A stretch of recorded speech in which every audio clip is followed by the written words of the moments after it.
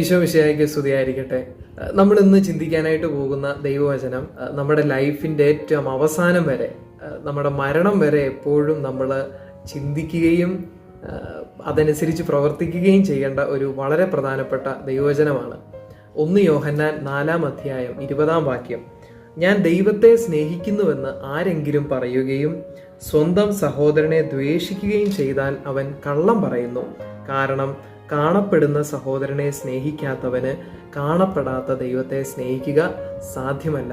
എനിക്ക് ദൈവത്തെ ഭയങ്കര സ്നേഹമാണ്, പക്ഷേ എനിക്ക് കുറെ പേരോട് മനസ്സിൽ ദേഷ്യമുണ്ട് എന്നാരെങ്കിലും പറയുകയാണെങ്കിൽ ദൈവവചനം പഠിപ്പിക്കുകയാണ്, ആ മനുഷ്യൻ ദൈവത്തെ സ്നേഹിക്കുന്നില്ല.